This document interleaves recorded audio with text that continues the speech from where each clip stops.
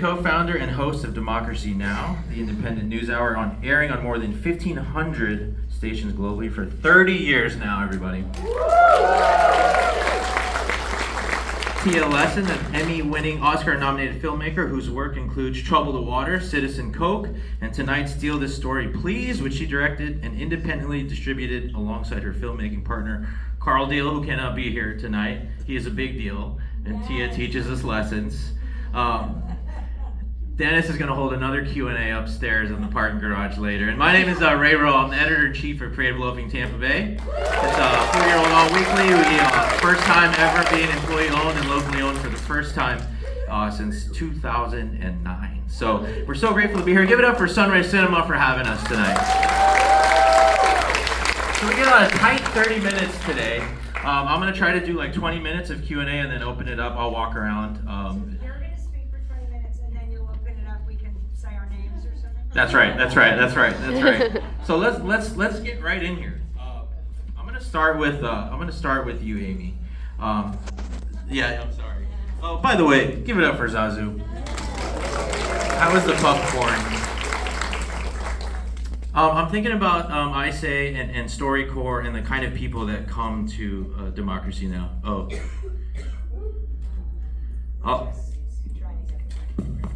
there's one. Oh. Okay.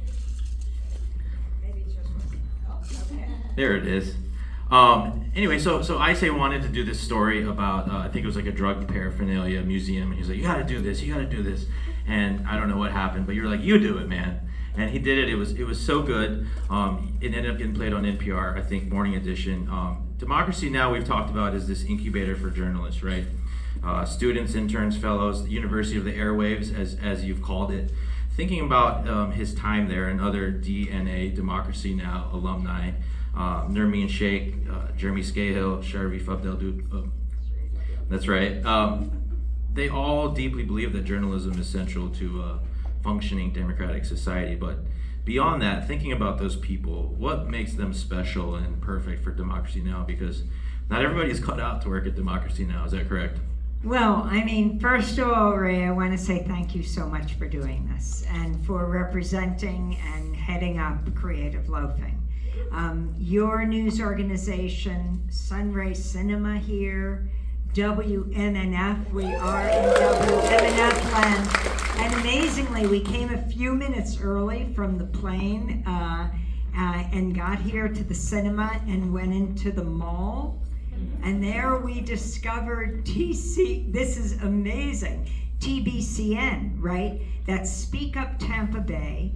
That is Tampa Bay Community Network. It is the only public access TV network left in all of Florida. Wow. And it is amazing that they have also broadcast Democracy Now!, played Democracy Now! For many years on Spectrum and all the different networks that you have.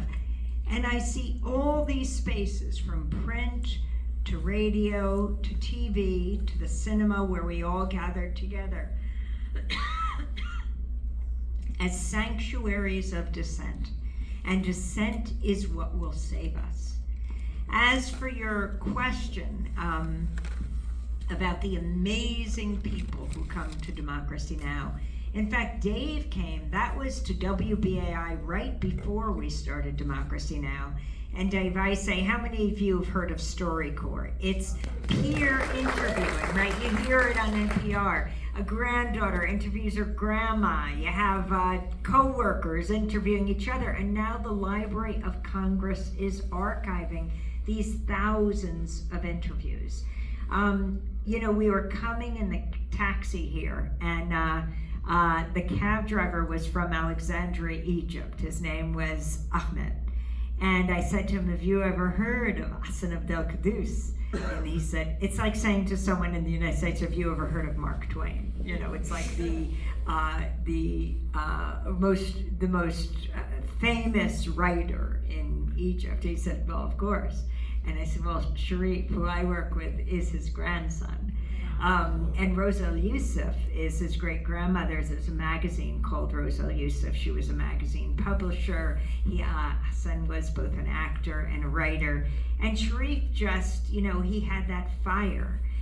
He came out of corporate banking, but he knew he wanted something else. And so we saw it immediately in 2003, right before the Iraq War. And within a few weeks, he was in Iraq. He was translating for our landlord, who was also a great filmmaker, the Emmy Award-winning John Alpert, who was there with two colleagues of ours who came out of the downtown community television, Brent and Craig Renault. They were a dynamic directing duo, two brothers from Arkansas. And I bring that up because they've made amazing films, but Brent was the first Western journalist to die in Ukraine, very sadly. And Craig just made a film, Armed Only with a Camera, The Life and Death of Brent Renault, and it was Oscar nominated, and I went with them to the Oscars. And this all comes out of independent media. And of course, Jeremy Scahill went on from Democracy Now! To help to co-found The Intercept and then to co-found Dropsite News, where Sharif is now working. Dave Isay went on to do his great work.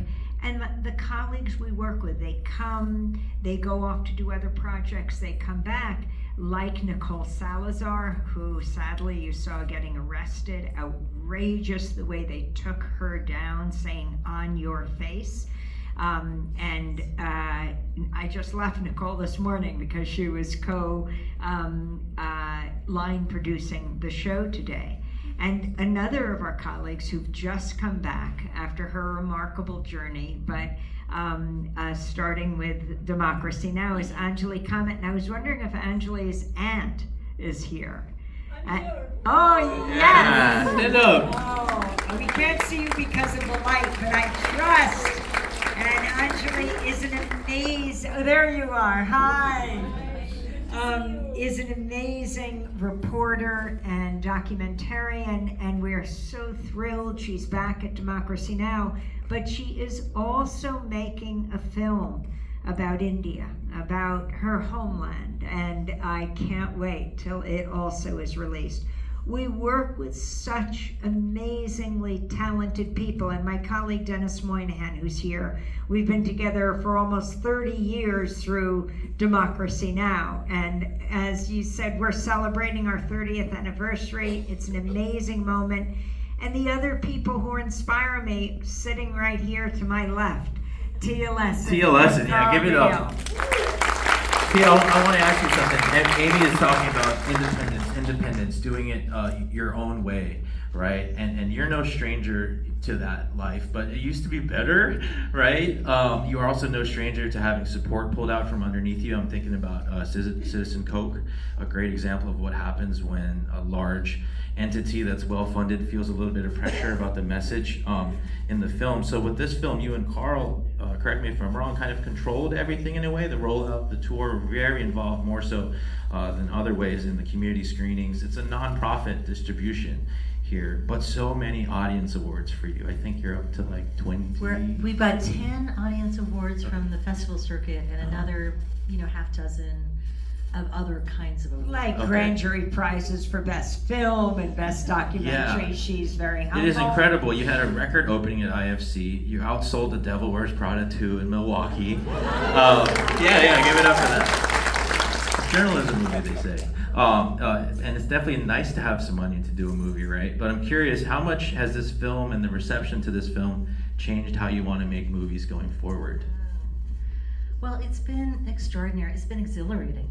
Being with Amy, being with Zazu, being around the country with this film, because audiences have been so hungry for this, and not just for this film, but for films that say something about the moment we're in. And so many filmmakers, want to do this kind of work, but there is no one buying it. Right? These studios and distributors and streamers and networks are mostly owned by corporate entities that are really in it, for making money, but more so they're interested in currying favor with Donald Trump. And so if they can't, they might be able to make money with this film, but they're not going to make friends, with the regime. So we are excited about releasing this film independently. We have about now, I think, 180 theaters booked around the country. We did it ourselves. And I think, we want audiences to not only watch the film, but do something afterwards. Who's ready to take some action after seeing that film? After seeing this movie? Amy inspires so many people every morning on the show. Even with the difficult news that she reports, there's always some hope. And there's always something we all can do.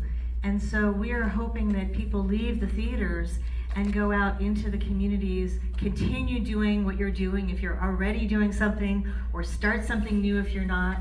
And that is what is exciting and inspires us. We're distributing this film independently, and if you click on that QR code, you can go to our website, stealthisstory.org. You will find out where the film is playing. You'll find out where the film is playing everywhere in the country. I'm a New Yorker, so I can yell. And it is, can you hear me? No? Testing. Oh, there we go. Oh, okay. Hello. Okay. If you point your camera at that QR code, it will take you to our website. You'll find out where the film is playing. We're actually going to be in Miami the rest of this weekend at the O Cinema. And so if you have family and friends in Miami and you like this film and you want them to see it, please let them know. Amy and I will be down there for 2 shows tomorrow and 1 on Sunday. But here we are in Tampa, and we will stay here as long as people show up, as long as there's a demand for this movie. We don't have an ad budget. We don't have a 70mm print to attract audiences. We do have a superstar, and we have all of you who can help us get the word out. And so we're really hoping on your way out, you'll take a postcard, and it has information about the Tampa showings. You can leave it at your favorite coffee shop. I know you didn't ask me to plug the film, but there's clipboards over there. There are clipboards. We're asking people to sign the clipboards. And the reason I'm hawking this film, it's not about making money. We're trying to make change. And being in an audience, among other people, seeing a movie like this, hopefully it inspires some engagement, some debate, some conversation. If you didn't like the film, talk about that. Engage. Our civil dialogue needs to be enriched, and we are at a moment where people are being silenced. And if we don't take action, they're going to be criminalized. And so we are trying to uplift these independent sources of information, of journalism, and thank you for giving me that chance.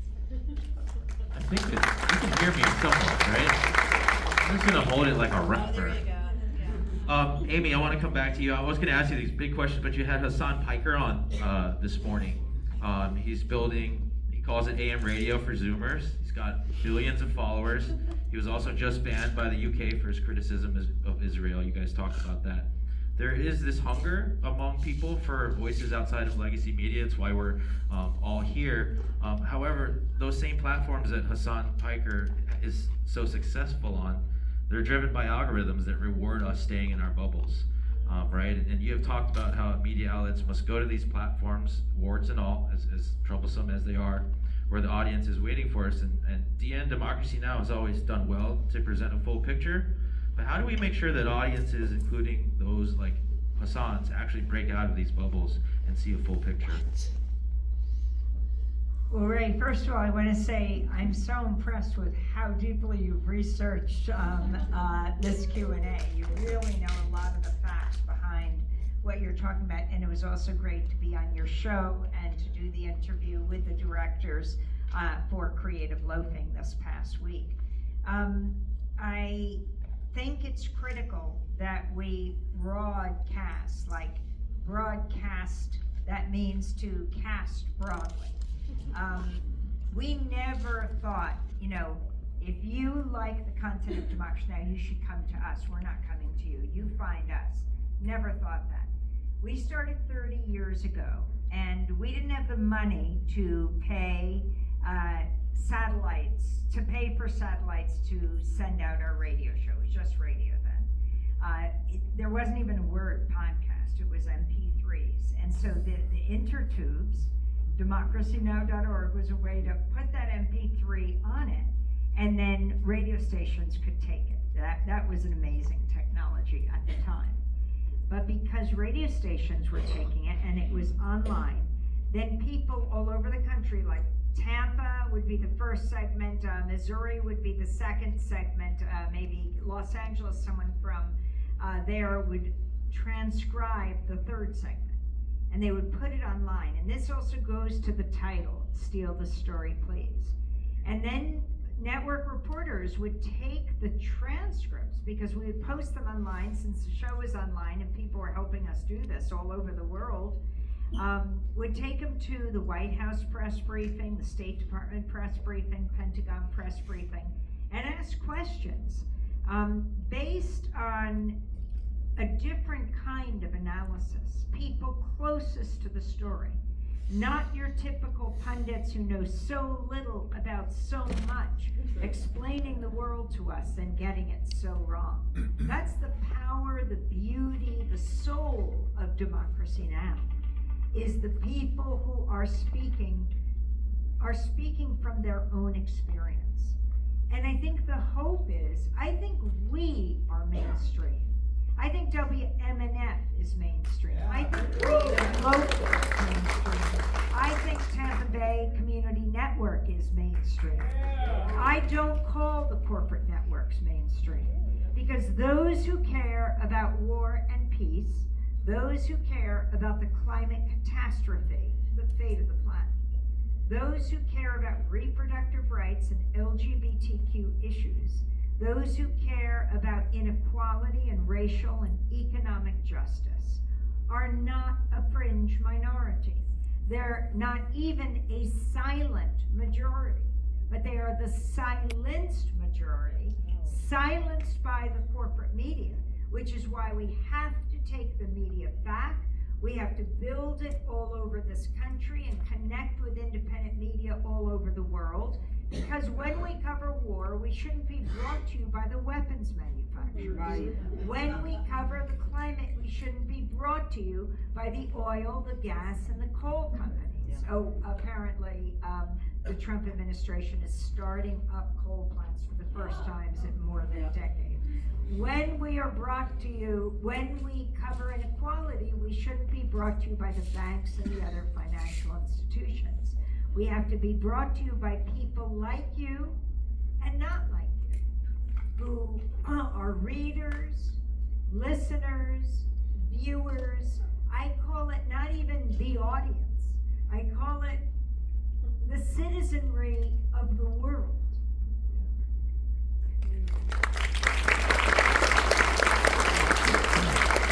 I don't know if you can, we kind of talked about this a little bit, but you've known Amy for so long, you consider her a friend. We're not supposed to tell your union, but your first gig for her was volunteering at one of the Republican National Conventions. There was stuff that you had to cut out of this movie.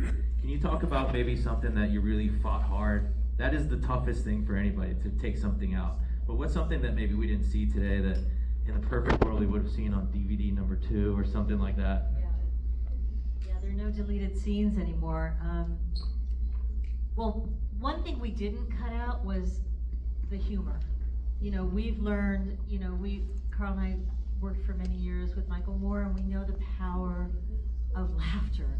And we know the power, when people open up their mouths to laugh, they're also letting in some hard truths. So I don't know how many of you were surprised that there were some funny moments in this film. Mm-hmm. That certainly surprised us about Amy, right? That even though she covers such heaviness, there's some lightness, because of the folks that inspire her every single day that she's talked about. In terms of what we left out, oh God, there were so many things. We had 30 years of film and video and photographs, and we had to make some really, really hard choices. You name it. I think one of them was a beautiful sequence where Amy talks about the origins of Pacifica Radio, and this Houston station. There are 4 stations. She'll tell the story better than I, but actually, we did do a deleted scene. We put it out on the World Wide Web, and if you look at our Instagram site, you can see it. Rather than us telling you what it is, you can actually watch it. It's a 2-minute clip about the origins of Pacifica and how the KKK tried to shut down KPFT in Houston. So check that out. I guess another scene. Oh, it's at Steal This Story, Please.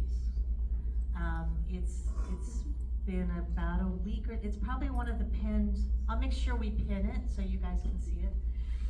We have a very active Instagram site if you want to see yourselves on there later. Amy has been at the forefront of so many breaking stories.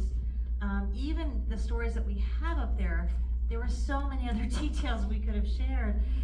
Like before the police started arresting people outside the Republican convention in 2008 in Minneapolis, they started arresting journalists inside their homes. And Amy covered that. If you see the montage at the beginning of the film where she's climbing over the fence into, actually, the way she's climbing into this backyard where all these journalists have been arrested and are being held by the local police because they had the audacity to do journalism in that moment. So it sort of sounds familiar. Yeah. But we couldn't, we had to cut to the chase, the real chase, and so we couldn't include that. I mean, it goes on and on and on. There's a longer story about how Amy covered the coup removing Jean-Bertrand Aristide in 2004, when Rumsfeld and George Bush had the Marines take him out of Haiti, and all the mainstream press were calling it, not mainstream, all the legacy media, the networks, were reporting that Aristide had resigned. They were just taking the line for the Pentagon. Amy actually talked to Aristide, talked to the people around him, closest to him, and she reported it as it was, which was a kidnapping. So there's that scene, and maybe in a couple months we'll have that out also on the internet. In fact, U.S. security took him in a plane with his wife Mildred Aristide to the Central African Republic and dumped him there. And so the great Randall Robinson, who founded Trans-Africa, in fact, we were just at a Q&A where his wife and his daughter came. He has since died. But Randall Robinson, Congressmember Maxine Waters of Los Angeles, a Jamaican MP, they all chartered a plane and flew to the Central African Republic to free him. And I went and covered them on this flight. And it was an amazing story of how Aristide came back to this hemisphere. Ultimately, he was forced out for 8 years. Then I went with Danny Glover to South Africa after Aristide got 2 more PhDs in exile, flew back to his country where he remains today. Because I'm greedy, I'm going to squeeze 2 questions into this 5 minutes. I'm going to ask you a question here, then I'm going to go into the audience for somebody to ask one question. So much of this movie shows you being brave. I think in the movie you kind of talk a little bit about being brave, but I want to ask you about fear and what it feels like when Amy Goodman is scared, and what Amy Goodman does to go do the thing that she has to do. So if you could answer that question. Are you asking Zazu this question? Oh, Zazu. You're referring to me in the third person. Yeah, yes. Like, what is it like when you're scared, Amy, and how do you go do that? And then I'll go find the question in the crowd, and then we'll close there. First of all, when you consider the bravery of the people we cover, I mean, what I do doesn't compare. we are the most protected group, American journalists. We are covering the most vulnerable, exposed groups of people, and their bravery is awe-inspiring. That is courage. When you have the young people of East Timor who've been occupied by Indonesia for a quarter of a century standing up and saying no. When you have the people of Haiti, when I was asked to do Democracy Now! By Pacifica Radio, I was covering the elections in Haiti. People were gunned down when they went to the polls, when they announced for office. They could be killed in the streets, but the overwhelming number of people still showed up. Unlike the United States, we were the first daily election show in public broadcasting in this country, and most people didn't vote. And yet, what you do and who you choose to be your leaders matters more than any other country all over the world, because it has an effect all over the world. And if there's one message I could leave you with, is how important it is to determine the future of this country, because it determines so much of what happens to so many millions of people around the world. We don't have the luxury of just sitting back and seeing what happens. We can never achieve democracy. We have to fight for it every single day. And the stakes here, what people face, are nothing compared to what people face all over the world. I see the media as a huge kitchen table that stretches across the globe, that we all sit around and debate and discuss the most important issues of the day: war and peace, life and death, and anything less than that is a disservice to the servicemen and women of this country. They can't have these public debates on military bases about whether they're sent to be killed or to kill. Anything less than that is a disservice to a democratic society.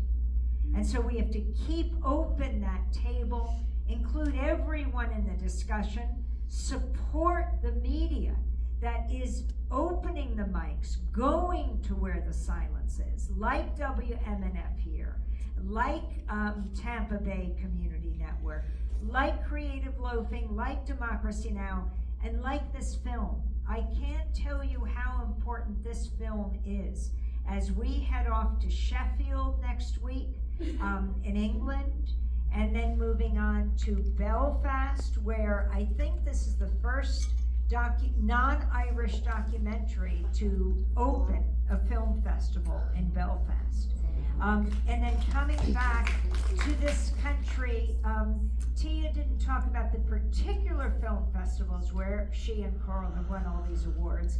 From Santa Barbara to Santa Fe, from Savannah, Georgia to Woodstock, New York, from St. Louis to Oslo, Norway, the Human International Film Festival, the Seattle Doc Fest. There are so many, and why this matters is it says to the corporate streamers who are bringing you everything else, that there is a hunger, that there's an audience, that there are paying subscribers who want something different. I mean, the fact that we were in Milwaukee at this huge cinema palace from like 100 years ago, had 1,000 seats. The Devil Wears Prada was in one theater, Steal the Story Please was in the other. As we were going to Showtime, The Devil had sold 79 tickets, Steal the Story 790 tickets. That's important. And when you fill these seats at Sunray, that sends a message to other cinemas all over the country. Hey, maybe we're going to open our doors to this.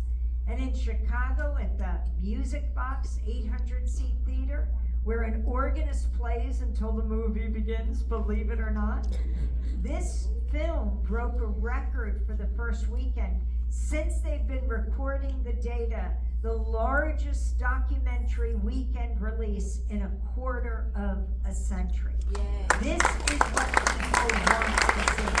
And I want to congratulate Tia and Carl for that. Final words, Steve. I think community is what what is going to get us through this time, and there's no community like the one every morning listening to Democracy Now!, coming into theaters like this. I want to give another shout out to Tim and Shayna and this beautiful theater, Sunrise Cinema. Thank you so much for coming out here, and if it's your first time, I hope you come back. There's some great movies coming up.